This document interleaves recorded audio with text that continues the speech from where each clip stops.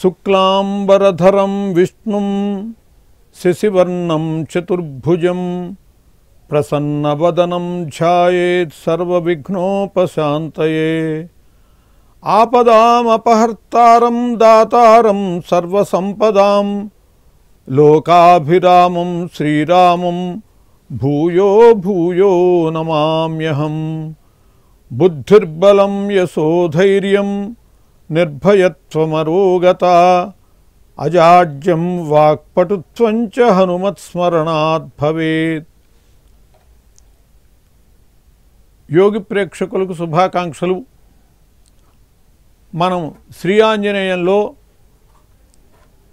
హనుమంతుడు సుగ్రీవుని దగ్గర మంత్రిగా ఉండి సుగ్రీవుని యొక్క ప్రేరణ మేరకు రామలక్ష్మణుల దగ్గరికి వెళ్ళాడు.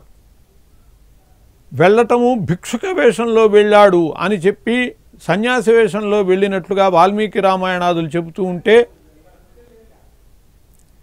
వటు రూపంలో బ్రహ్మచారిగా వెళ్ళాడు అని చెప్పి అధ్యాత్మ రామాయణము, దానికి సంబంధించినటువంటి దాన్ని అనుసరించినటువంటి రామాయణాలు, సమీర కుమార విజయము మొదలైనటువంటివి చెబుతున్నాయి.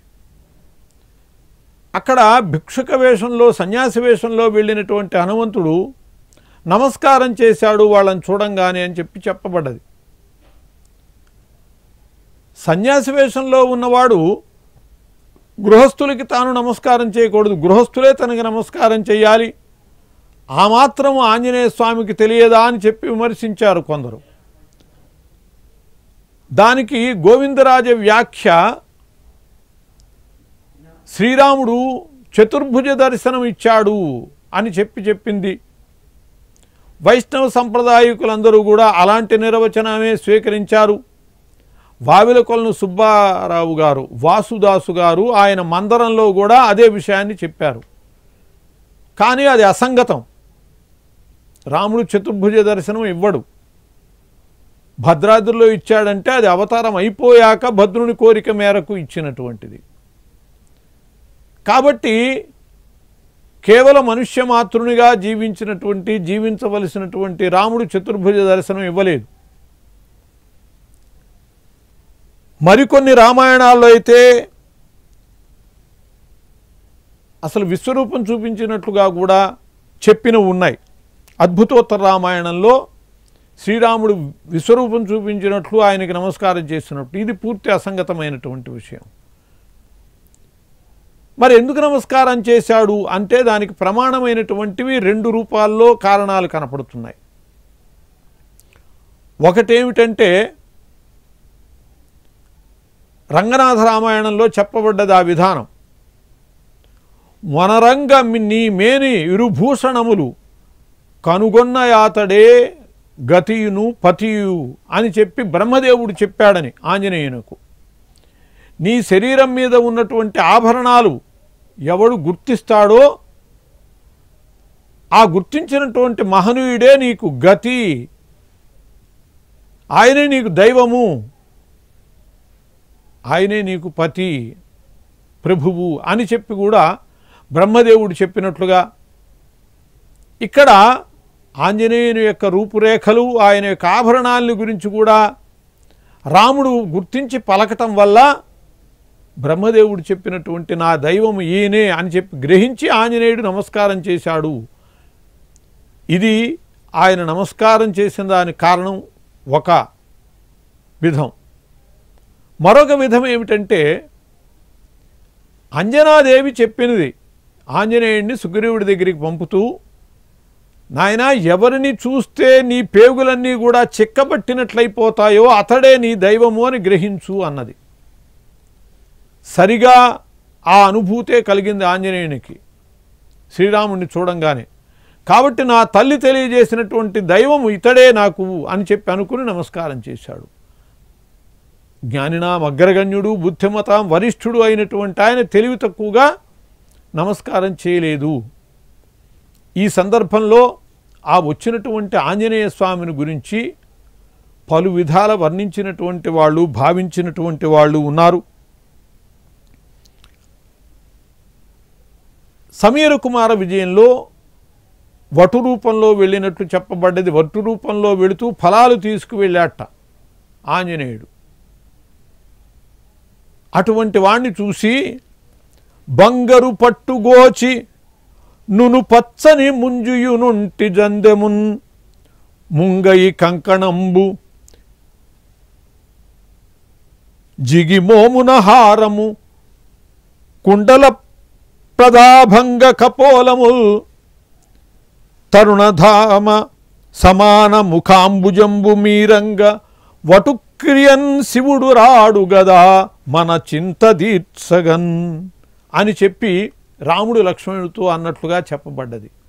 బంగరు పట్టుగోచి నును పచ్చని ముంజియును ఒంటి జందెమున్. ఒంటి జందెము ఎవరికి ఉంటుంది అంటే బ్రహ్మచారికి ఉంటుంది, వటువుకి. బంగారు పట్టుగోచి ఆయనకే ఉండేది.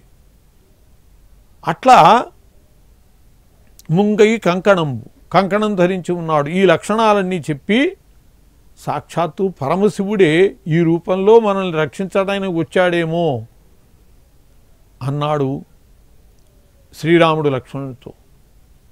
దీనిలో ధ్వని ఉన్నది. శివుడే వచ్చాడా అన్నటువంటి ప్రశ్నలో నిజంగానే శివుడే. ఆంజనేయ స్వామి ఈశ్వరాంశ సంభూతుడు, రుద్రవీర సముద్భవుడు. అందువల్ల ఆ శ్రీరాముని యొక్క మాటలు ధ్వనిగా ఆంజనేయ స్వామిని తెలియజేస్తూ ఉన్నాయి. ఇలాగే మరో రీతిగా కూడా ఆయన్ని గురించి, ఆంజనేయ స్వామిని గురించి వర్ణించిన రీతి కనపడుతుంది. ఉక్తి సతీవధీశ్వరుల, ఉక్తి సతీ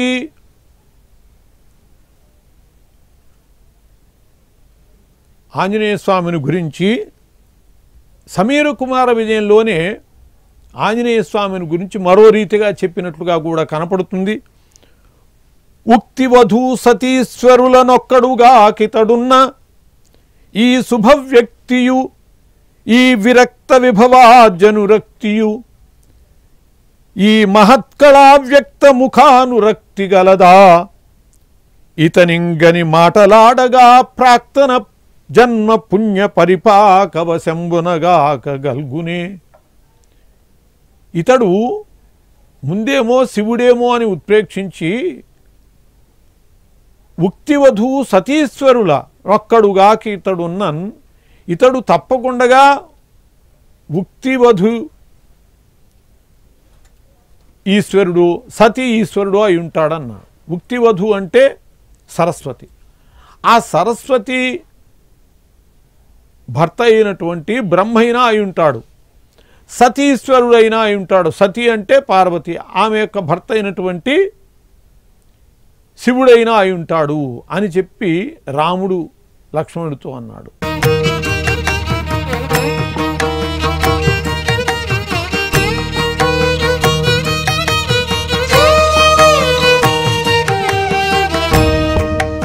ఆ వచ్చినటువంటి వాడిని గురించి బ్రహ్మయో శివుడో అయి ఉంటాడన్నాడు తప్పితే బ్రహ్మ విష్ణు మహేశ్వరుల్లో ఎవరో అయి ఉంటాడని అనలా. ఎందువల్లంటే ఆయన ఈ విష్ణువంశ సంజాతుడు రాముడు, విష్ణువు ఇక్కడే ఉన్నాడు కాబట్టి ఇక ఇక్కడ లేని వాళ్లే రావాలి. వాళ్ళెవరు అంటే బ్రహ్మదేవుడో శివుడో అని చెప్పి అలా విశేషంగా ఆ హనుమంతుని యొక్క రాకని గురించి చెప్పినట్లుగా మనకి కనపడుతుంది.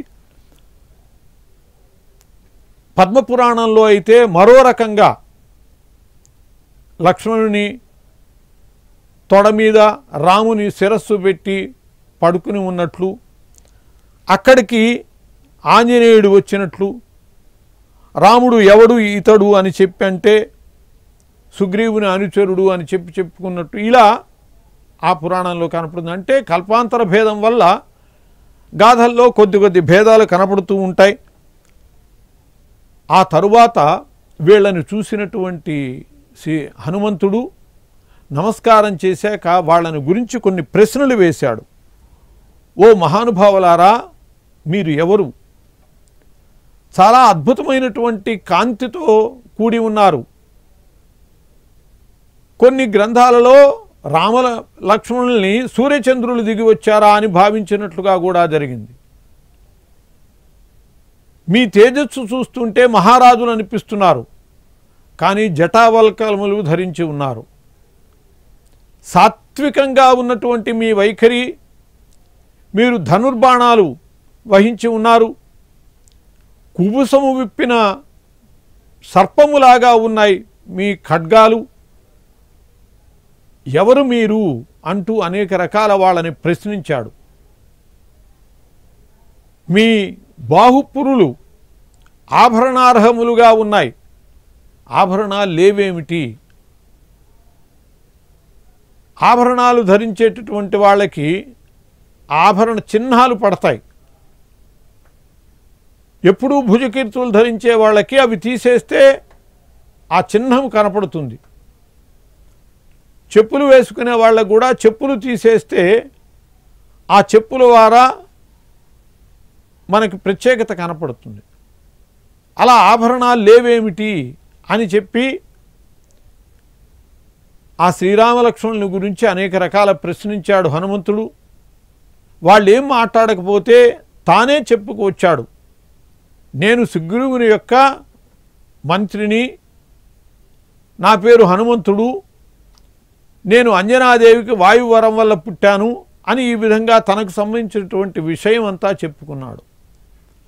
ఇలా చెప్పినటువంటి ఆంజనేయ స్వామి యొక్క మాటలు విని శ్రీరామచంద్రుడు ఆశ్చర్యచకితుడయ్యాడు. నానృగ్వేద వినీతస్య నా యజుర్వేదధారిణః నా సామవేద విదుషః శక్యమేవం విభాషితుం. లక్ష్మణుడితో అన్నాడు రాముడు ఇటువంటి హనుమంతుడిని చూసి, లక్ష్మణ, నానృగ్వేద వినీతస్య నా యజుర్వేదధారిణః నా సామవేద విదుషః. ఋగ్వేదమంతా వచ్చినటువంటి వాడే ఇలా మాట్లాడగలడు, యజుర్వేదమంతా నేర్చుకున్నటువంటి వాడే ఇలా పలుకగలడు, సామవేదం ఎరిగినడు వాడే ఇటువంటి సుస్వరంగా సస్వరంగా మాట్లాడగలడు అని చెప్పి, వ్యాకరణవేత్త అయినటువంటి వాడే ఇంత నిర్దుష్టమైనటువంటి భాష మాట్లాడగలడు అని చెప్పి ఈ విధంగా శ్రీరాముడు హనుమంతుడిని గురించి ప్రశంసించాడు. ప్రప్రథమ దర్శనంలోనే ఆ శ్రీరామచంద్రుని యొక్క ప్రశంసలు అందినటువంటి మహనీయుడు ఆంజనేయుడు. ఇక్కడ ఆంజనేయుడు మాట్లాడినటువంటి మాటలను బట్టి శ్రీరాముడు నానృగ్వేద వినీతస్య నాజుర్వేదధారిణః నా సామవిదుషః అని ఎలా చెప్పగలిగాడు? ఋగ్వేదం వచ్చిన ఈయనకి ఎట్లా తెలుసు? యజుర్వేదం వచ్చిన ఎట్లా తెలుసు? సామవేదం వచ్చిన ఎలా తెలుసు? దీనికి ఇతర రామాయణాల్లో మనకి కార్యకారణ భావం కనపడుతుంది. అధ్యాత్మ రామాయణం ప్రకారము ఆయన మాట్లాడినటువంటి మాటలలో ఈ వేదముల యొక్క స్పర్శ ఉన్నది. మనము ఎవరైనా ఏదైనా మాట్లాడితే అతడి జ్ఞానాన్ని గురించి మనం కొంత అంచనా వేయగలుగుతాం.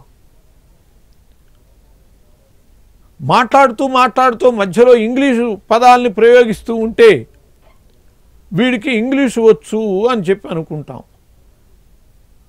అదే మధ్యలో హిందీ పదాలను ప్రయోగిస్తూ ఉంటే వీరికి హిందీ భాష వచ్చు అని అనుకుంటాం. కాబట్టి ఆ భాషా జ్ఞానం అనేటటువంటిది వాళ్ళ మాటల్ని బట్టే తెలుస్తుంది. దీన్ని స్పష్టంగా దానిలో ఉన్నటువంటి వివరణ వ్యాఖ్యాతలు ద్వారా మనకు తెలుస్తుంది.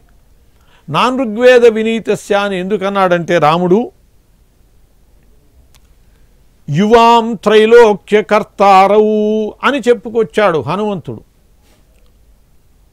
అధ్యాత్మ రామాయణంలో చెప్పినటువంటి పద్ధతి ఇది. యువాం త్రైలోక్య కర్తారవు అని ఆయన చెప్పాడు. దానిలో ఋగ్వేదానికి సంబంధించినటువంటి ఒక భావం ప్రకటమైంది. ఐతరేయోపనిషత్తులో బ్రహ్మవా ఇద ఏకమేవ అగ్ర ఆసీత్ అనేటటువంటి మంత్రము, వైదిక మంత్రము, ఆ వాక్య హనుమంతుని యొక్క వాక్యములందు ప్రతిబింబిస్తోంది. కాబట్టి ఈ ఋగ్వేద వాక్యము ప్రతిబింబించటం వల్ల ఆయనకు ఋగ్వేదం తెలిసి ఉంటుంది అని గ్రహించాడు. అందువల్ల నాన్ ఋగ్వేద వినీతస్య అన్నాడు. అలాగే హనుమంతుడు పలికినటువంటి పలుకులలో ఇంకో పలుకు మాయయా మానుషాకారవు అన్నాడు. మాయయా మానుషాకారవు అని చెప్పి ప్రయోగించాడు.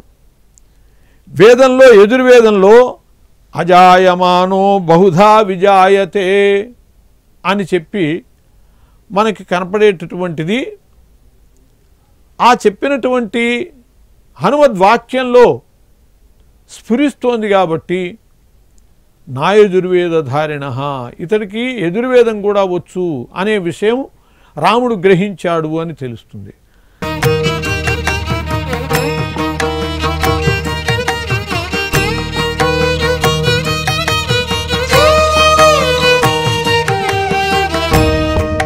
నా సామవేద విదుష అని ఎందుకన్నాడు రాముడు అని అంటే, హనుమంతుని యొక్క మాటల్లో జ్యోతమంతే దిశ సర్వం ప్రభయా భాస్కరాయివా అని చెప్పి ఆయన చెప్పాడు. ఈ పలుకులు పలికాడు హనుమంతుడు. దీనిలో ఛాందోగ్యోపనిషత్తులో చెప్పబడినటువంటి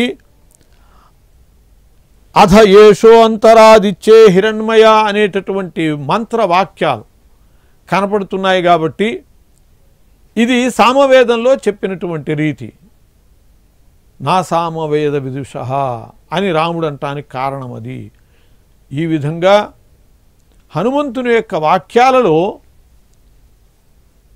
ఈ వైదికమైనటువంటి వాక్యాలు వాటి యొక్క ప్రభావము కనపడుతుంది. కాబట్టి శ్రీరాముడు ఇతడికి సకల వేదాలు తెలిసి ఉంటాయి అని చెప్పి అనటానికి కారణమైంది. అలాగే ఇతను చాలా నియమబద్ధంగా భాషని ప్రయోగించాడు, స్వరాల్ని ప్రయోగించాడు. ఏ దోషము లేదు, ఇతను మాట్లాడినటువంటి స్వరాల్లో కూడా తేడా లేదు అని అన్నారు. వేద స్వరాలు పలికేటప్పుడు కూడా చాలా జాగ్రత్తగా పలకాలి. షడేతే పాఠకాధమాహ అని చెప్పి 6 పాఠకాధములని చెప్పారు. గీతి, శీఘ్రి, శిరఃకంపి, తథా లిఖిత పాఠక, అనర్థో, అల్పకంఠశ్చ షడేతే పాఠకాధమాహ అని చెప్పి వీళ్ళు 6 పాఠకాధములు. అటువంటి పాఠకాధముల్లో చేరడు ఆంజనేయుడు. వేద పాఠము ఎలా పలకాలో అలా స్పష్టమైనటువంటి రీతిలో పలికినందువల్ల అతడు సకల వేద శాస్త్రములు తెలిసినటువంటి వాడు అని చెప్పి శ్రీరాముడు గ్రహించాడు. ఆ విషయాన్నే లక్ష్మణుడితో అన్నాడు. ఇలా హనుమంతుని యొక్క ఆ సంభాషణ చాతుర్యాన్ని శ్రీరాముడు అనేక రకాల మెచ్చుకున్నాడు. రామచరితమానస్సులో మరో రీతి కనపడుతుంది. అందులో హనుమంతుడు రాముడితో అంటాడు, మీలో మూడవవాడేడి అని. అంటే మూడవవాడంటే త్రిమూర్తులలో బ్రహ్మ విష్ణు మహేశ్వరులు త్రిమూర్తులు కాబట్టి మీరు బ్రహ్మ శివుడు అయి ఉంటారు, మూడవవాడు విష్ణువేడి అని చెప్పి అడిగినట్లు.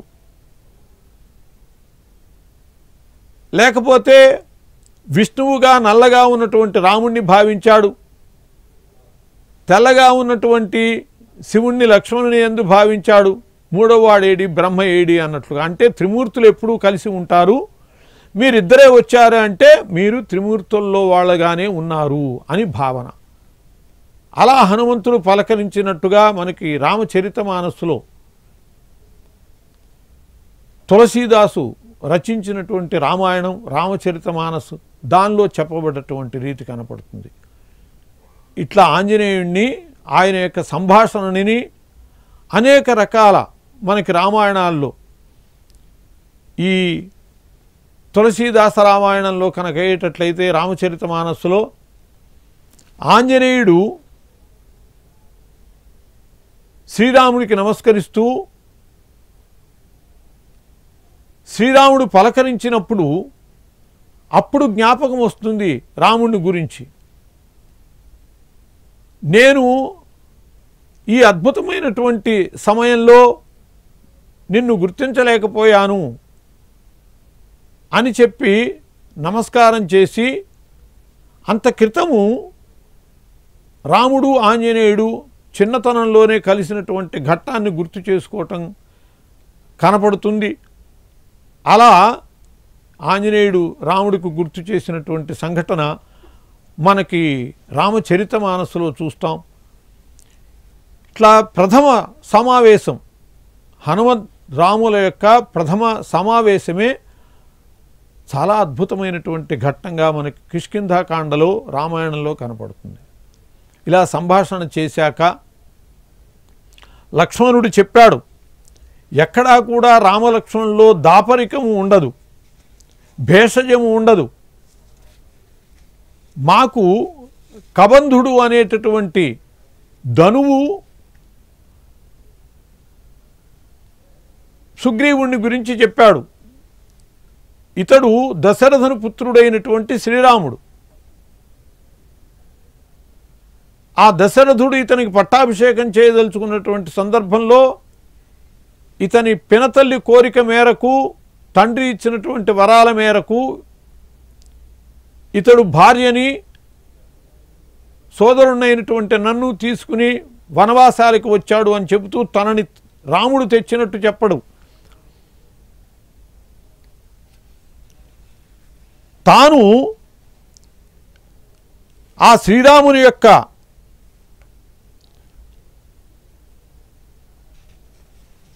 గొప్పతనాన్ని చూసి తానే అనుసరించినట్లుగా లక్ష్మణుడు చెబుతాడు.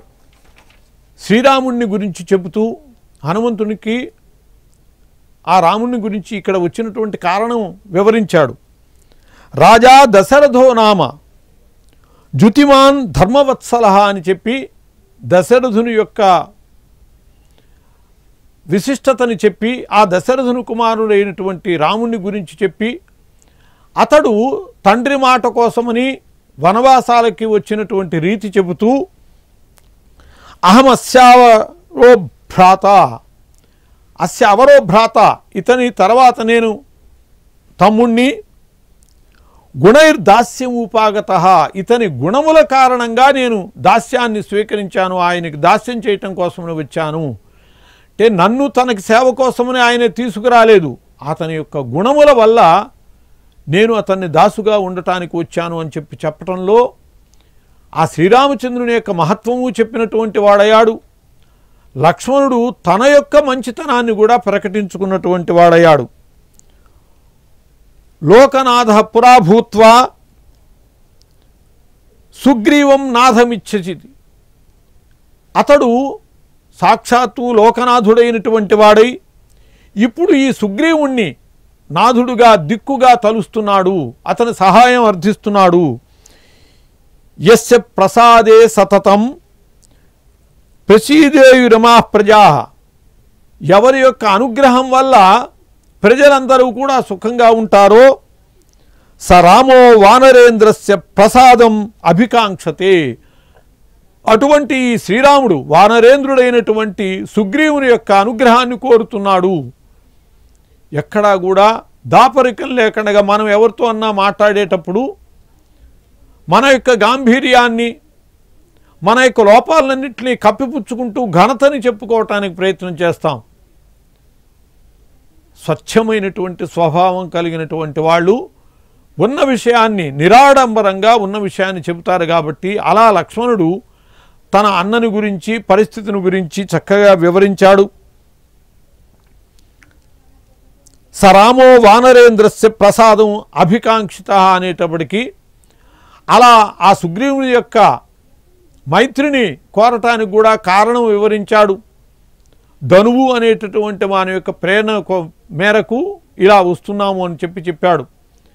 వెంటనే ఆంజనేయుడు తన నిజ రూపాన్ని పొంది ఈ భిక్షుక రూపము సుగ్రీవుని కోసమని మాత్రమే ధరించాడు, సన్యాసి రూపం. తనకి ఏ అవిశ్వాసము లేదు, ఏ భయము లేదు. కాబట్టి నిజరూపాన్ని చూపి వాళ్ళిద్దరినీ కూడా భుజాల మీద పెట్టుకుని మలయవర పర్వతం మీదకి తీసుకువెళ్ళి అక్కడ వాళ్ళని ఒక చోట ఉంచి మళ్ళీ భిక్షుక రూపాన్ని పొంది సుగ్రీవుడి దగ్గరికి వెళ్ళాడు. స్వస్తి.